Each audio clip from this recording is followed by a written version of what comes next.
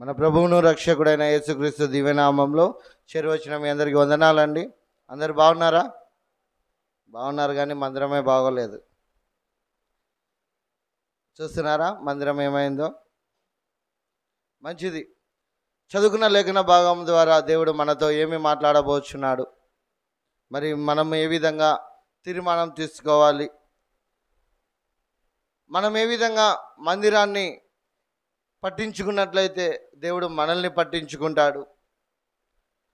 దేవుని యొక్క మందిరము కట్టుటలో సహాయము చేసినప్పుడు ఆయన ఏ విధంగా ఆశీర్వదిస్తాడు, ఆయన ఏ విధంగా దీవిస్తాడు అనేది మనం చూద్దాము ఈ సమయంలో. చూడండి, హగ్గయి గ్రంథము 1వ అధ్యాయము 2వ వచనం నుండి మనం చూసుకున్నట్లయితే, సమయం ఇంకా రాలేదు,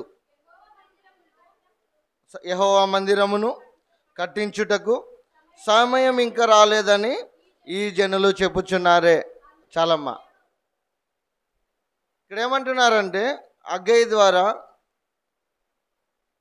మందిరాన్ని కట్టించడానికి సమయం రాలేదని వారు చెప్పుకుంటున్నారు కదా, వెళ్ళు అని ప్రవక్త అయినటువంటి హగ్గయిని పంపిస్తూ ఈ మాట అంటున్నాడు. సమయం ఇంకా రాలేదు, సమయము ఇంకా రాలేదు, యెహోవా మందిరమును కట్టించుటకు సమయం ఇంకా రాలేదని ఎవరు చెప్తున్నారు? ఎవరు చెప్తున్నారండి? చదువుకున్నాం కదా లేఖన భాగంలో. ఈ జనులు చెప్పుకొనుచున్నారే. ఎవరు చెప్పుకుంటున్నారు? చాలామంది మందిరము నిర్మించుకోవాలని, మందిరము కట్టుకోవాలని, ఆ మందిరంలో దేవుడు నివాసము చేస్తాడని, ఆ మందిరంలో దేవుని యొక్క మహిమ నిండి ఉంటుందని చాలామంది ఎరగలేకపోతున్నారు, చాలామంది తెలుసుకోలేకపోతున్నారు. అందుకే బాగుంది కదా మందిరము, ఏమైంది అని అన్నారు. చూడండి, దాని గోడల లోపల ఉన్నటువంటి కడ్డీల పరిస్థితిని చూడండి ఒకసారి. అందుకే బయలుపరుచున్నాడు దేవుడు, ఇదిగో సమయం ఉంది కదా, యెహోవా మందిరమును కట్టించుటకు ఇంకా సమయం ఉంది కదా అని అనుకున్నటువంటి జనులారా, ఆలోచించండి, ఆలకించండి. నా మందిరము పాడుగా ఉన్నప్పుడు మీరు మీ సొంత గృహాలను కట్టించుకొనుచున్నారే, ఆ గృహాలలో మీరు నివసించుచున్నారే, మరి నా మందిరము సంగతి ఏమిటి? మీ మధ్యలో నివసించుటకు, మీ మధ్యలో ఆయన మహిమను ప్రత్యక్షత పరచుటకు ఆయన దిగి వస్తున్నటువంటి ఈ యొక్క మందిరములో, ఆయన మందిర ద్వారమునొద్ద వానకోయిలలకు నివాసము దొరుకుతుంది. ఎవరికి? వానకోయిలలకు. ఆయన మందిరమునొద్ద అనేకులకు నివాసము దొరుకుతుంది. అందుకే అంటున్నాడు భక్తుడు కొరాహు కుమారుడు అంటున్నాడు, యెహోవా సైన్యములకు అధిపతియగు దేవా, నీ నివాసములు చూడగా ఎంతో రమ్యంగా ఉన్నవి అని అంటున్నాడు.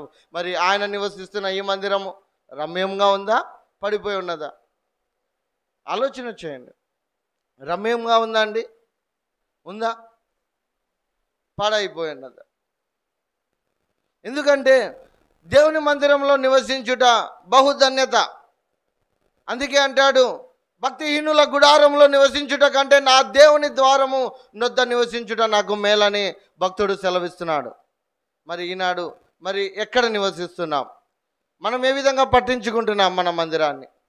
మనం ఏ విధంగా ఇంకా సమయము ఉందిలే అని నిర్లక్ష్యం వహిస్తున్నాం? ఒక్కసారి ఆలోచన చేయండి. అందుకే అంటున్నాడు, ఏమని అంటున్నాడో చూడండి. విస్తారముగా విత్తినను మీకు కొంచెమే పండెను, మీరు భోజనము చేయుచున్నను ఆకలి తీరకై ఉన్నది, పానము చేయుచున్నను దాహము తీరకై ఉన్నది, బట్టలు కప్పుకొనుచున్నను చలి ఆగుకున్నది, పనివారు కష్టము చేసి జీతము సంపాదించుకునేనను జీతము చినిగిపోయిన సంచిలో వేసినట్టుగా ఉంది. మనం విస్తారంగా పంటలు వేస్తున్నాం. విస్తారం ఎందుకు పంటలు వేస్తున్నాం? ఎందుకు వేస్తున్నామండి పంటలు? చెప్పండి, ఎందుకు పంటలు వేస్తున్నాం? ఏంటండి ఎవరు మాట్లాడట్లేదు? విస్తారముగా పంటలు ఎందుకు వేస్తున్నాం మనం? చెప్పాలి. మీరు చెప్తేనే వాక్యం వింటున్నారని అర్థం. మీరు చెప్పకపోతే వాక్యం వినట్లేదనే. అధికమైన పంట కోసం. అందుకే దేవుని వాక్యం కూడా ఉంది కదా, విస్తారంగా వెదజల్లు వారు విస్తారంగా కోయుదురు. అయితే ఈ సమయంలో దేవుడి వాక్యం సెలవిస్తుంది, మీరు విస్తారంగా పంట పండడానికి ఆశపడుతున్నారు, కానీ అది పండకుంటుంది. ఎందుకు పండకుంటుంది అని అంటే, దేవుని మందిరాన్ని మీరు పట్టించుకోవట్లేదు కాబట్టి, దేవుని మందిరాన్ని మీరు నిర్లక్ష్యం చేస్తున్నారు కాబట్టి. అలా నిర్లక్ష్యం చేస్తున్నారు కాబట్టే మీరు పంట వేసినా పండకుంటుంది. నిర్లక్ష్యం చేస్తున్నారు కాబట్టే మీ ఆకలి తీరకుంటుంది, మీ దాహము తీరకుంటుంది. ఎంత సంపాదించినా ఇంకా సంపాదించాలనే చూస్తున్నారు తప్పనిచ్చి మీ దాహము తీరట్లా. మరి ఈనాడు దేవుడు మీకు సూటిగా చెప్తున్నాడు మాట, నా మందిరము పాడై ఉండగా మీరు దాన్ని పట్టించుకోకపోతే నేను ఊరుకుంటానా అని అంటున్నాడు. మరి ఈనాడు దేవుని సన్నిధిలోకి వచ్చి ఉన్నటువంటి నీవు, ఆయన సన్నిధిలో గడుపుచున్నటువంటి నీవు, ఆయన మేలులు పొందుకున్నటువంటి నీవు, ఆయన చేత దీవెనలను ఆశీర్వాదాలను పొందుకోవాలని ఆశపడుతున్నటువంటి నీవు, మరి ఏ రీతిలో దేవుని నామాన్ని, దేవుని యొక్క మహిమను నువ్వు చూడగలుగుతావు, దేవుని యొక్క ఆశీర్వాదాలను నువ్వు చూడగలుగుతావు? ఒకసారి ఆలోచన చేయండి. అందుకే అంటాడు చూడండి, విస్తారముగా కావాలనని మీరు ఎదురు చూతురు కానీ కొంచెమే పండాను. విస్తారంగా దాదాపు అంటే నేను వచ్చి సంవత్సరం అయింది, నాకంటే ముందుగా అనగా ముందుండే సేవకులతోనూ మనము ఎన్నోసార్లు మాట్లాడి ఉంటాం. అవన్నీ నాకు తెలుసు. మందిరం ఏ విధంగా కట్టుకోవాలి, మందిరంను ఏ విధంగా నిర్మించుకోవాలి అని గడిచిన 2-3 సంవత్సరాల నుంచి ఎదురు చూస్తూనే ఉన్నారు. ఉన్నారా లేదా అండి? ఉన్నారా లేదా చెప్పాలి. మందిరాన్ని కట్టించుకోవడానికి గడిచిన 2-3 సంవత్సరాల నుంచి ఎదురు చూస్తూనే ఉన్నారు, కానీ మీరు పట్టించుకోనందుకే గడిచిన సంవత్సరం చూడండి, పంటలు చేతికి వచ్చే సమయంలో ఇంకా రేపో మాపో చేతికి వస్తాయి అనగా ఎంతమంది నష్టపోయినలేరు? నష్టపోయారా లేదా? అందుకే ఇక్కడ అంటున్నాడు ఏమనంటే, విస్తారముగా కావాలనని మీరు ఎదురు చూస్తుంది కానీ కొంచెమే పండాను. మీ కళ్ళకు కనబడుతుంది, బాగా మంచిగా కనబడుతుంది, రమ్యంగా కనబడుతుంది, ఎంతో ఫలాలను మీరు చూస్తున్నారు, కానీ ఆ ఫలాలు చివరికి మీ చేతిలోకి వచ్చేసరికి ఏమైపోయింది? కొంచెమే మిగిలింది. అవునా లేదండి? అలాగే తమ పనివారు, ఎవరినైతే పనివారుగా భావిస్తూ పని చేస్తున్నారో, పశువులను మేపుకుంటున్నారో, వీటన్నిటి వలన మీరు సమృద్ధిని కావాలని ఎదురు చూస్తున్నారు, కానీ వాటి వలన మీకు సమృద్ధి దొరకలేదు. ఎందుకు దొరకలేదు? నా మందిరము విషయంలో మీరు ఆలస్యంగా ఉన్నారు, నిర్లక్ష్యంగా ఉన్నారు. అందుకని ఈ మాట అంటాడు చూడండి. ఒక పేజీ తిరిగేయండి, రెండవ అధ్యాయం 17వ వచనం.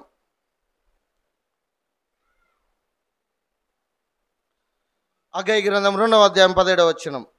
తెగులుతోనూ కాటుకతోనూ వడగండ్లతోనూ మీ కష్టార్జితం అంతటిని నేను నాశనము చేసి ఉన్నాను, అయినను మీలో ఒకడును తిరిగి నా యొద్దకు రాలేదు. ఇదే యెహోవా వాక్కు. మీరు ఆలోచించుకొనుడి. ఇంతకు ముందుగా 9వ నెల 24వ దినము నుండి అనగా యెహోవా మందిరపు పునాది వేసిన నాట నుండి మీకు సంభవించిన దానిని ఆలోచించుకోండి. మీరు ఒక తీర్మానం తీసుకున్నారు, మందిరాన్ని కట్టించాలని ఒక తీర్మానం తీసుకున్నారు. ఆ మందిరాన్ని కట్టించుకున్నటువంటి నాటి నుంచి ఒకసారి ఆలోచించండి, మీకేమైంది, ఏ విధంగా కష్టం వచ్చింది, ఏ విధంగా మీరు కష్టాల పాలయ్యారు, వాటన్నిటిని ఒకసారి ఆలోచించండి. ఎందుకు ఆలోచించమంటున్నారంటే, ఆయన మందిరాన్ని కట్టాలని తీర్మానం తీసుకున్నారు, పురిగొల్పుకున్నారు, కానీ ముందుకు మాత్రం రాలేకపోతున్నారు. ఎందుకు ముందుకు రాలేకపోతున్నారు? ఏమి ఉందంటే పట్టించుకోవడంలా. పెద్ద మనుషులు కావచ్చు, సంఘస్థులు కావచ్చు, ఇంతమంది ఉన్నప్పుడు కనీసం మన మధ్యలో మన మందిరాన్ని తలా ఒక చేసిన మందిరం నిర్మించబడుతుంది. అవునా కాదండి?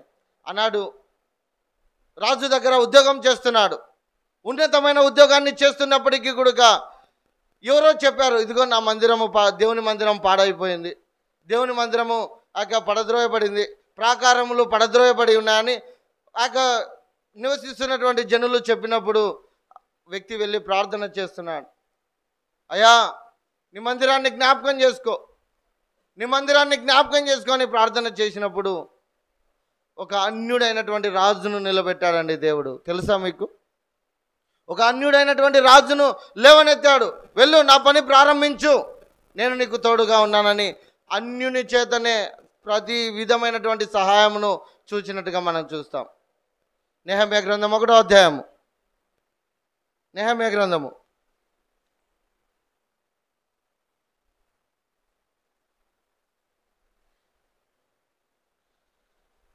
నెహెమ్యా గ్రంథం 2వ అధ్యాయము 8వ వచనం నుండి చూడండి. Page number 401. చదవగలిగిన వారు చదవండి. 2వ అధ్యాయము 8వ వచనం.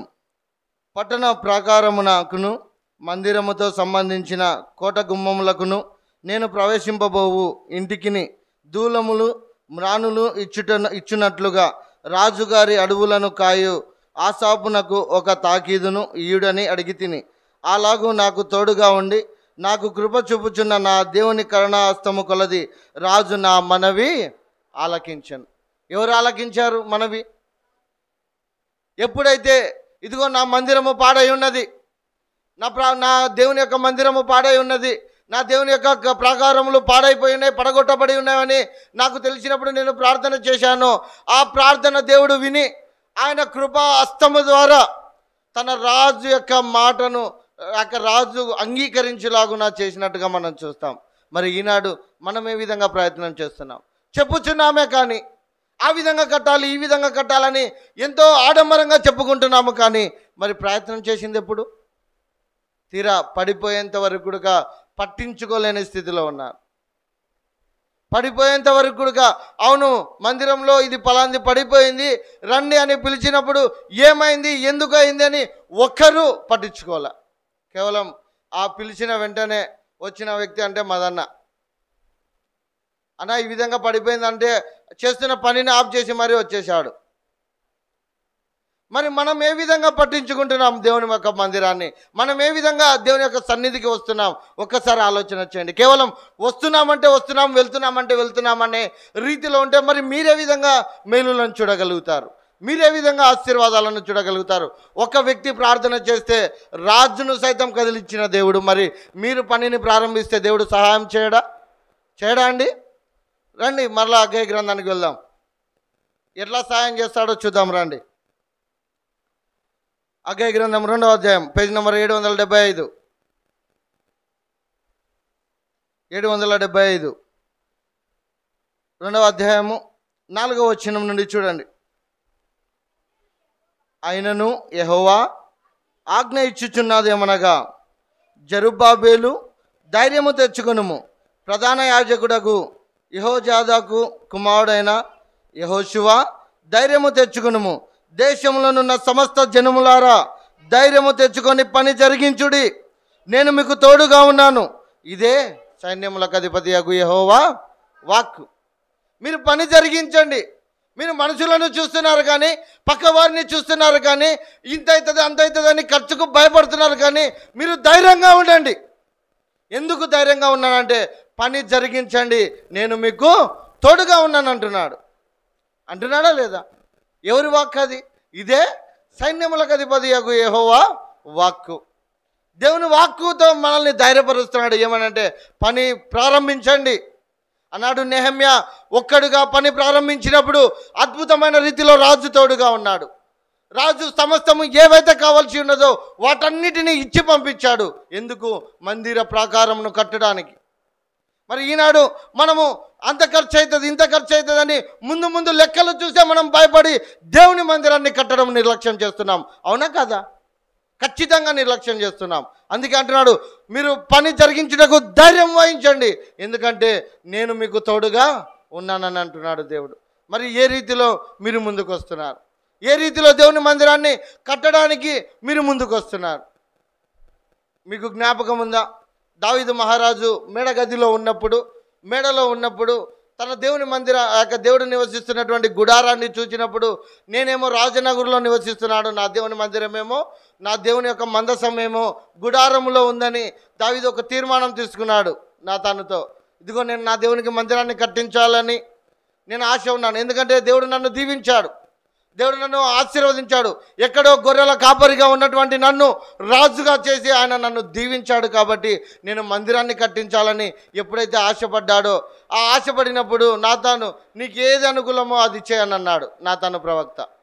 అలా చేసినప్పుడు మరలా దేవుని వాక్కు ప్రత్యక్షమై నాతానుతో అనేది, ఇదిగో దావీదు చేతులు రక్తము ఒలికించి ఉన్నది కనుక అతడు నా మందిరంను కట్టడానికి వీల్లేదు. తన నడుము నుంచి వచ్చినటువంటి తన కుమారుడు మందిరాన్ని కడతాడని దేవుడు సెలవిచ్చినప్పుడు దావీదు మౌనంగా ఉన్నాడా అండి? మౌనంగా ఉన్నాడా దావీదు? చూడండి 2 సమూయేలు గ్రంథం, క్షమించండి 2 దినవృత్తాంతముల గ్రంథం. దావీదు ఏ విధంగా ఉన్నాడో చూద్దాం రండి. మందిరము ఒకవేళ తనకు అవకాశం లేకపోయినప్పటికీ, తను కట్టడానికి వీలు లేనప్పటికీ ఆ యొక్క దేవుడు అద్భుతమైన రీతిలో ఆ యొక్క దావీదు తీసుకున్నటువంటి తీర్మానాన్ని చూద్దాం రండి. 1 దినవృత్తాంతముల గ్రంథము 29వ అధ్యాయము, పేజ్ నెంబర్ 359, 359, 3వ వచనం లేదా 2వ వచనం నుంచి.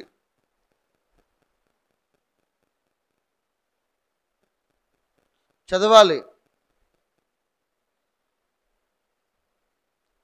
సరే.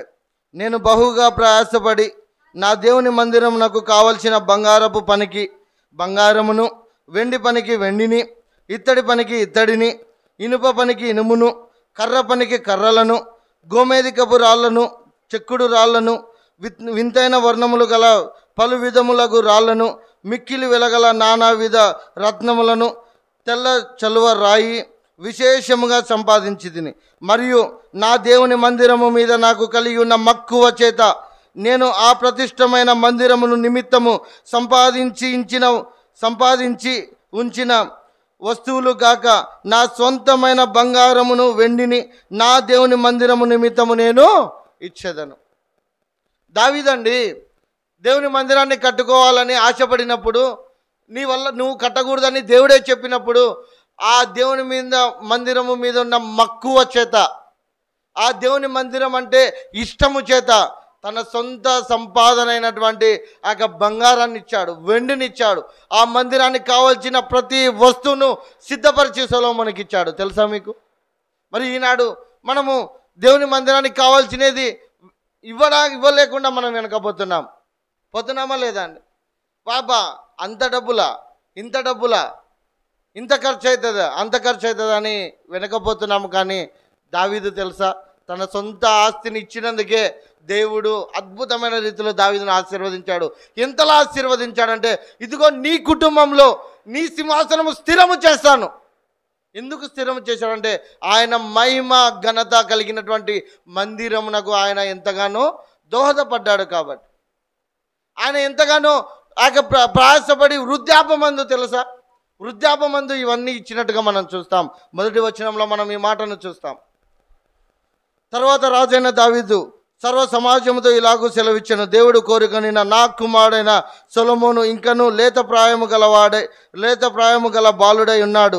కట్టబోవు ఆలయము మనుషునికి కాదు, దేవుడైన యెహోవాకే కనుక ఈ పని బహు గొప్పది. ఏది గొప్పదండి? నీ ఆస్తిపాస్తులు గొప్పవా? నీ బంగారు మేడలు గొప్పవా? నీకున్నటువంటి ధనము ఐశ్వర్యము గొప్పవా? ఇవన్నీ గొప్పవి కాదు. దేవుని యొక్క మందిరము బహు గొప్పది. దేవుని యొక్క మందిరము బహు సుందరమైనది. దేవుని యొక్క మందిరము బహు విలువైనది. అటు మందిరాన్ని కట్టించడానికి మనము ఎన్నెన్నో భయపడి వాళ్ళు రారు వీళ్ళు రారు అని చెప్పి మనం దూరం వెళ్ళిపోతున్నాం. నెహెమ్యా అనుకోయింటే అదే రీతిలో, దావీదు అనుకోయింటే ఈనాడు దావీదు పేరును మనం చూడగలిగే వాళ్ళమా? నెహెమ్యాను అనుకోయింటే నెహెమ్యా పేరును మనం చూడగలమా? ఒకసారి ఆలోచన చూడండి. అందుకే ఆలోచించండి. మీకేం కావాలో నేను ఇస్తాను. మరి నా మందిరం విషయంలో మీరు ఏ విధంగా ఉంటున్నారు? ఒక్కసారి ఆలోచన చేయండి. ఒక్కసారి జ్ఞాపకం చేసుకోండి. ఎందుకంటే ఆనాడు దావీదు ఇచ్చాడు కాబట్టి దావీదును తరతరముల వరకు ఆశీర్వదించినట్టుగా మనం చూస్తాం. మరి ఈనాడు నీవు దేవునికి ఏ విధంగా ఇస్తున్నావు? దేవుని మందిరం కొరకు నీ పాటు ఏ విధంగా ఉంది? ఎందుకంటే నీ యొక్క పాస్తుల కన్నా, నీ యొక్క బంగారు కన్నా, నీ యొక్క వెండి కన్నా, నీ యొక్క ఆస్తుల, నీ సర్వ సంపదల కన్నా నీ దేవుని యొక్క మందిరము బహు గొప్పది. ఆయన ఆలయము బహు గొప్పది. అటువంటి ఆలయానికి మరి మీరు ఏ విధంగా తీసుకొని వస్తున్నారు? కట్టడానికి ఏ విధంగా తీసుకొని వస్తున్నారు? ఒక్కసారి ఆలోచన చేద్దాం. ఎందుకంటే నువ్వు ఎప్పుడైతే దేవుని మందిరాన్ని కట్టడానికి ముందుకు వస్తావో, అలా ముందుకు వచ్చినప్పుడు దేవుడు నిన్ను ఆశీర్వదిస్తాడు. నీ పేరును తరతరాలకు ఆశీర్వాదకరంగా మారుస్తాడు. ఇప్పుడు దావీదును చూడట్లా, మనం దావీదును చూస్తున్నామా లేదా? దావీదు ఆ యొక్క తనకు మందిరాన్ని కట్టడానికి అవకాశం లేకపోయినప్పటికీ తనకున్నటువంటి సంపాదన అంతటిని ఇచ్చి దేవుని మందిరం కొరకు కట్టడానికి దోహదపడ్డాడు. అలా దోహదపడినందుకు, ఇచ్చినందుకు దేవుడు అద్భుతమైన రీతిలో దావీదును ఆశీర్వదించాడు. మరి ఈనాడు అదే దేవుడు, జీవము కలిగిన దేవుని సన్నిధిలో నీవు ఉన్నావు. రాజా, నీ సన్నిధిలో నేను ఉంటానని నువ్వు ఘనంగా ఆరాధించావు. అలా ఆరాధించినటువంటి నీవు ఆయన సన్నిధిని నిర్లక్ష్యం చేస్తూ, ఆయన మందిరాన్ని నిర్లక్ష్యం చేస్తూ, ఇంత ఖర్చు అవుతుంది, అంత ఖర్చు అవుతుంది అని వెనకపోతే నీకేమి ప్రయోజనం? మీరు ఆశీర్వాదాలను చూడాలనుకుంటున్నారా లేదా? మీరు దీవెనలను చూడాలనుకుంటున్నారా లేదా? అందుకంటే ఒక్కసారి ఆలోచించండి. ఇదిగో నేను తెగులు చేత, నాశనకరమైనటువంటి వ్యాధుల చేత సమస్తాన్ని కొట్టివేస్తాను. ఎప్పుడైతే నా మందిరాన్ని పట్టించుకోకుండా మీరు నిర్లక్ష్యం వహిస్తారో, మనం చదువుకున్నామా లేదా? మరి ఈనాడు ఒక తీర్మానం తీసుకుందాం. మన మధ్యలో దేవుని మహిమ రాబోతుంది. దేవుని మహిమ ఈ మందిరంలో నిండుగా ఉండబోతుంది కనుక అటువంటి మందిరమును, పాడైనటువంటి మందిరమును మనం కట్టించినప్పుడే దేవుడు అద్భుతమైన రీతిలో దేవుడు నిన్ను పట్టించుకుంటాడు. అందుకే దేవుని యొక్క మందిరాన్ని నువ్వు కట్టించుటకు నువ్వు సహాయం చేసినట్లయితే ఏ విధంగా ఆశీర్వదిస్తాడో చూడండి. హగ్గయి గ్రంథము, మరలా వెళ్దాం అక్కడికే. ఈరోజంతా ఈ చాప్టర్లోనే ఉంటుంది. హగ్గయి గ్రంథము 2వ అధ్యాయము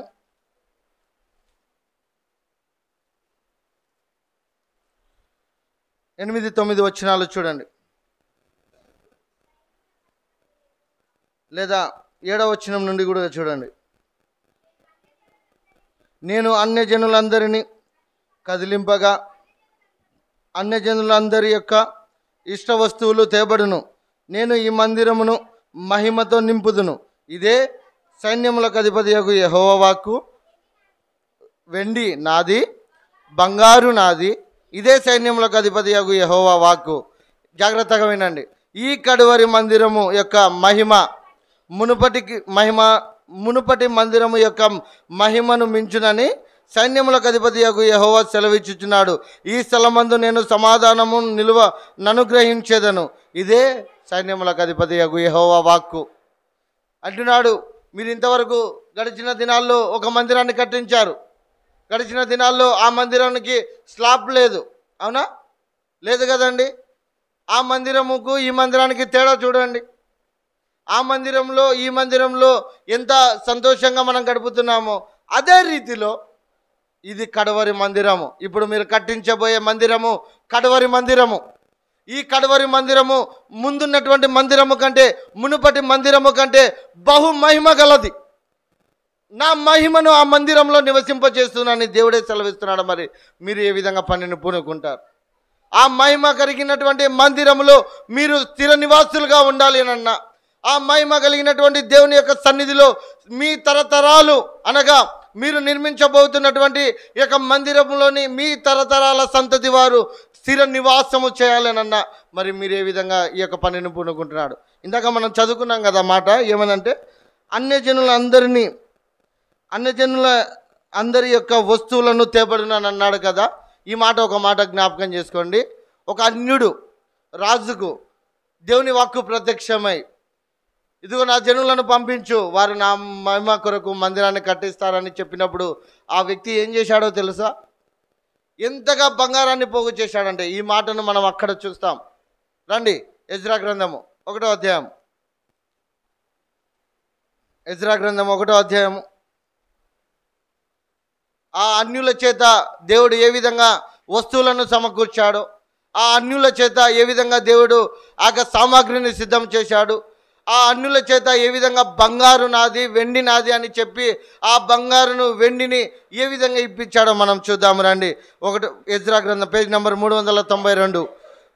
ఎజ్రా గ్రంథం 1వ అధ్యాయము 2వ వచనం. పారసిక దేశపు రాజైన కోరేషు ఆజ్ఞాపించినదేమనగా, ఆకాశమందలి దేవుడైన యెహోవా లోకమందున్న సకల జనములను నా వశము చేసి యూదా దేశమందున్న యెరూషలేములో తనకు మందిరమును కట్టించమని నాకు ఆజ్ఞ ఇచ్చినాడు. మొదటిగా ఆజ్ఞ ఇచ్చాడు. ఎవరికి ఆజ్ఞ ఇచ్చాడు? అన్య దేశస్థుడైనటువంటి రాజుకు ఆజ్ఞ ఇచ్చాడు. ఏమనంటే ఆకాశమందలి దేవుడైనటువంటి యెహోవాకు మందిరమును కట్టించడానికి ఆజ్ఞ ఇచ్చాడు. ఏం ఆజ్ఞ ఇచ్చాడు? ఎందుకు ఆజ్ఞ ఇచ్చాడు? మందిరాన్ని కట్టించడానికి.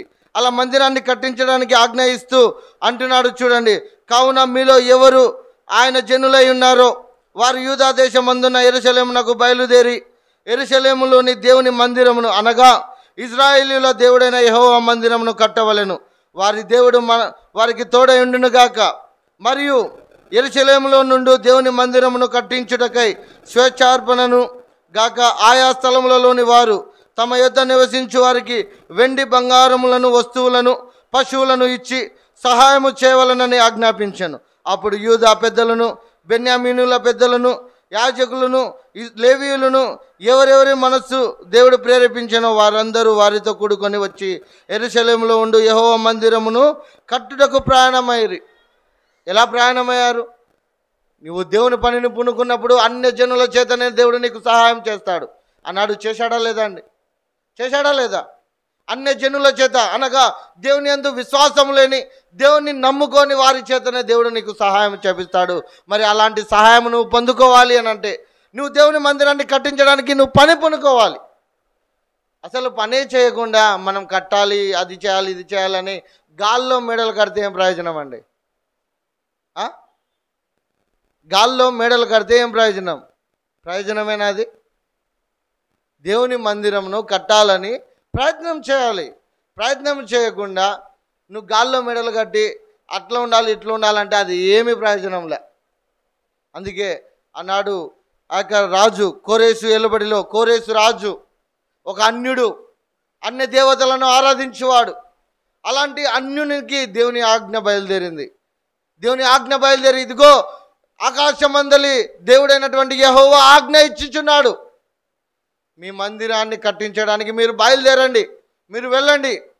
మీకు అవసరమైనటువంటి బంగారు కావచ్చు, వెండి కావచ్చు, ఏదైతే మీకు అవసరం ఉందో మీ ఇంటి పక్కనున్న వారిని అడగండి, వారందరు ఇస్తారు. మీ అన్య జనులను అడగండి అని ఎప్పుడైతే చెప్పారో అలా చెప్పినప్పుడు వారందరూ రాజు మాటకు లోబడి వెళ్ళి ఆ యొక్క ప్రయాణమైనట్టుగా మనం చూస్తాం. అలా ప్రయాణమైనప్పుడు ఆ యొక్క కట్టే విషయంలో ఒక సమస్య వస్తుందేమో అని చెప్పి ఎజ్రా ఏం చేశాడంటే ఉపవాసం ఉండి ప్రార్థన చేశాడు. చూద్దాం రండి, అదొక మాటను చదువుకుందాం. ఎజ్రా గ్రంథం, ఇదే ఎజ్రా గ్రంథం 8వ అధ్యాయం 21వ వచనం.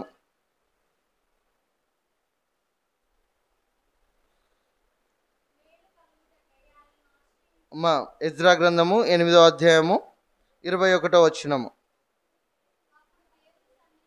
అప్పుడు దేవుని సన్నిధిని మమ్మును మేము దుఃఖపరుచుకొని మాకును మా చిన్నవారికిని మా ఆస్తికిని శుభ ప్రయాణము కలుగునట్లుగా ఆయనను వేడుకొనుటకు అహవా నది దగ్గర ఉపవాసం ఉండుడని ప్రకటించి తిని మేము ఉపవాసం ఉండి ఆ సంగతిని బట్టి మా దేవుణ్ణి వేడుకొనగా ఆయన మా మనవిని అంగీకరించెను. ఎప్పుడైనా చదివారా వాక్యాన్ని? ఎప్పుడైనా చదివారా వాక్యాన్ని?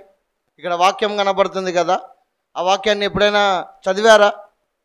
పైపెచ్చు కలర్ బ్లాక్ ఉంది, కలర్ ఆ విధంగా ఉందని మాట్లాడుతున్నారు, కానీ వాక్యాన్ని ఎప్పుడైనా చదివారా? ఎప్పుడైనా కలర్ ఏ రకంలో ఉంటే మనకెందుకు? నలుపు అయితే మనకెందుకు, ఎరుపు అయితే మనకెందుకు? ఏమన్నా నీకు అన్నం పెడుతుందా, బువ్వ పెడుతుందా? అది ఆ వాక్యాన్ని చదవండి. ఏమని ఉంది అక్కడ వాక్యము? మరొకసారి చదవండి అమ్మా. మేము ఉపవాసం ఉండి ఆ సంగతిని బట్టి మా దేవునిని వేడుకొనగా ఆయన మా మనవిని అంగీకరించాడు. దాదాపు 8 నెలలు అవుతుంది. 8 నెలల్లో ఆ 40 రోజులు, ఎందుకంటే ఆచారము కాబట్టి ఆ 40 రోజులు, ఆ 40 రోజుల్లో మళ్ళీ ఆ 7 రోజులు ఉపవాసం ఉన్నారు. ఎందుకోసం ఉపవాసం ఉన్నారు మీరు? ఉపవాసం ఉండి ఏం ఉద్ధరించారు మీరు? ఏం జవాబు లేదు. అందుకే మీకు ఏదైనా కానీ కష్టం వచ్చిందా, ఇబ్బంది వచ్చిందా, ఇరుకు ఇబ్బందుల గుండా మీరు వెళుతున్నప్పుడు మీకు ఉన్నటువంటి మార్గం ఒక్కటే, ఉపవాసముతో ప్రార్థన చేయమన్నాడు దేవుడు. యేసుక్రీస్తు తన శిష్యులను పంపించి స్వస్థతలు, అద్భుత కార్యాలు, దయములను వెళ్ళగొట్టినప్పుడు వచ్చి మాకు దయములు లోబడుతున్నాయి, మాకు సమస్తము లోబడుతుందని చెప్పినప్పుడు దేవుడు ఏమంటున్నాడు, వీటి వలన మీకు సంతోషము లేదు, పరలోకమందు మీ పేర్లు రాయబడి ఉన్నామని మీరు సంతోషించండి అని అన్నాడు. మరి ఈనాడు పరలోకమందు మీ పేరు రాయబడాలి అని అంటే గమనించండి, ఈ లోకంలో ఆస్తిపాస్తులు ఉన్నాయనుకోండి, ఆ ఆస్తిపాస్తులు నువ్వు విడిచి వెళ్ళిపోవాల్సిందే. అవునా కాదండి? నువ్వేం పట్టుకొని పోలేవు. కానీ నేను గర్వంగా చెప్తా, నేను ధైర్యంగా చెప్పగలను, నువ్వు ఏదైతే దేవుని సన్నిధిలో విస్తున్నావో, నువ్వు ఏదైతే దేవుని సన్నిధిలో విత్తుతున్నావో, ఏ కానుకనైతే దేవుని సన్నిధికి నువ్వు తీసుకొని వస్తున్నావో, నువ్వు తీసుకొని వచ్చినది అక్కడ నువ్వు కూర్చుకుంటావు. అందుకే అన్నాడు, భూలోకమందు మీరు ధనమును కూర్చుకునవద్దు, అవి చిమ్మట కొడతాయి, దొంగలు దోచుకుంటారు, తుప్పు పట్టిపోతుంది. అదే పరలోకమందు మీరు ధనాన్ని కూర్చుకోండి. మరి మీకు ఆ ధనం ఏ విధంగా వస్తుంది? మీరు మందిరానికి సహాయం చేసినప్పుడు, దేవుని సన్నిధికి నీ తీసుకొని వచ్చినప్పుడు. అలా దేవుని సన్నిధికి తీసుకొని వచ్చినప్పుడే కదా మీరు ఆశీర్వదింపబడేది, మీకు పరలోకమందు ధనము కలిగేది. ఉందా లేదా మాట? మరి దేవుని మందిరాన్ని కట్టడానికి పని పూనుకోండి. అలా పని పూనుకున్నప్పుడు అద్భుతమైన కార్యాలను మీరు చూడగలుగుతారు. అలా పని పూనుకున్నప్పుడు దావీదును ఏ విధంగా ఆశీర్వదించాడో అదే రీతిలో దేవుడు మిమ్మల్ని ఆశీర్వదిస్తాడు. దావీదు పేరు ఇప్పటికీ మనము దాదాపు క్రీస్తు పూర్వము ఆ యొక్క 1000 సంవత్సరాలు అనుకోవచ్చు. 1000 సంవత్సరాల కాల వ్యవధిలో దావీదు దీవించాడు. ఆ దావీదును మనం ఇప్పటికీ మనం తలంచుకుంటున్నాం. ఎందుకు? ఆయన దేవుని పట్ల తన సమస్తాన్ని, తన సర్వమును ఇచ్చాడు కాబట్టి. అలా ఇచ్చినందుకు దావీదును ఇప్పటికీ మనము ఆ యొక్క జ్ఞాపకం చేసుకుంటున్నాం. ఆ యొక్క అన్యుడైనటువంటి రాజు కోరేసు కావచ్చు, ఆ యొక్క అస్సూరు రాజు కావచ్చు, వారిని మనం ఇప్పుడు ఎందుకు జ్ఞాపకం చేసుకున్నామంటే వారు దేవుని మందిరం విషయంలో వారు సహాయం చేశారు కాబట్టి వారిని మనం జ్ఞాపకం చేసుకుంటాం. ఈనాడు మీరు దేవుని మందిరంలో మీరు ముందుకు రండి. మీ తరతరాలు ఆనాడు ఏ విధంగా ఆ దావీదు యొక్క తరతరాలను ఏ విధంగా దేవుడు ఆశీర్వదించాడో అదే రీతిలో మిమ్మల్ని, మీ తరతరాలు, మీ పిల్లల పిల్లలను దేవుడు ఆశీర్వదిస్తాడు. ఎందుకంటే ఇది కడవరి మందిరము. మనం కట్టబోతున్నది బహుశా కడవరి మందిరం కావచ్చు. నిన్న మాట్లాడుకున్నాం, ఒక మాట మాట్లాడుకున్నప్పుడు దాదాపు ఒక మందిరము పడిపోవాలి అని అంటే 75 సంవత్సరాలు పడుతుందంట. మనం మాట్లాడుకున్నాం కదన్నా, ఒక మందిరము యొక్క ఒక స్లాబ్ యొక్క కాల పరిమితి 70 సంవత్సరాలు. తెలుసా? 70 సంవత్సరాలు దేవుని యొక్క మందిరాన్ని ఇజ్రాయెల్ ప్రజలు పట్టించుకున్నందుకు 70 సంవత్సరాలను వారు చిత్రహింసలు పొందుకున్నారు. దేవుని మందిరాన్ని పట్టించుకున్నందుకు 70 సంవత్సరాలు బహు బాధను అనుభవించారు. బానిసలుగా వెళ్ళిపోబడ్డారు.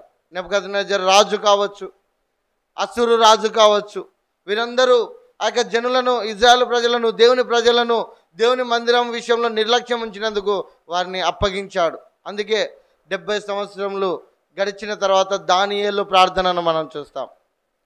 దానియేలు ప్రార్థన చేసినప్పుడు మనం చూస్తాం. మరి ఈనాడు దేవుడు నీకంటూ ఒక అవకాశం ఇస్తున్నాడు. దేవుని సన్నిధికి వచ్చి ఉన్నావు, దేవుని మందిరాన్ని నిర్మించడానికి నీకు అవకాశం వచ్చింది. అందుకే ఒక మాట అంటాడు, చివరిగా ఆ మాటను చదువుకొని ముగించుకుందాం రండి. ఒక మాటను చదువుకొని ముగించుకుందాం రండి. మొదటి కొరింథీయులకు రాసిన పత్రిక తరతరాల మీద అన్నాను కదా, ఆ మాటను కూడా చూద్దాం రండి.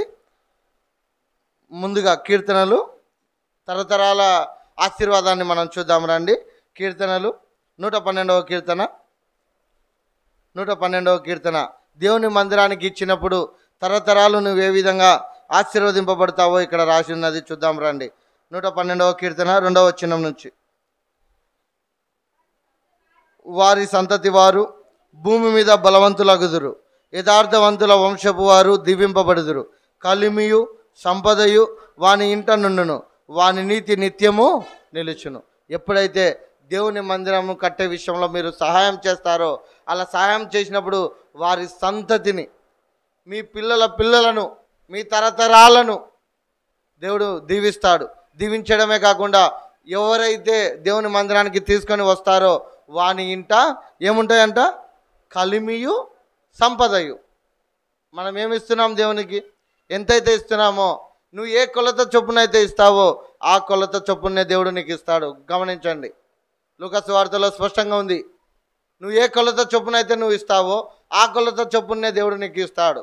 మరి నువ్వు శ్రేష్టమైన దాన్ని దేవుని మందిరానికి తీసుకొచ్చినట్లయితే నీ తరతరాలు దేవుడు నీ కుటుంబీకులను దీవిస్తాడు, బలవంతులను చేస్తాడు. సంపద, కలిమి నీ ఇంట ఉంటాయి. మరి నీకేం కావాలి?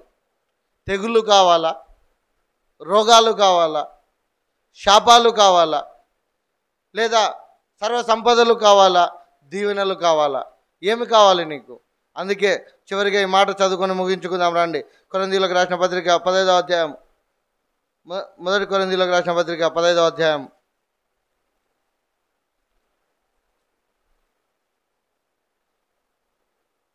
58వ వచనం.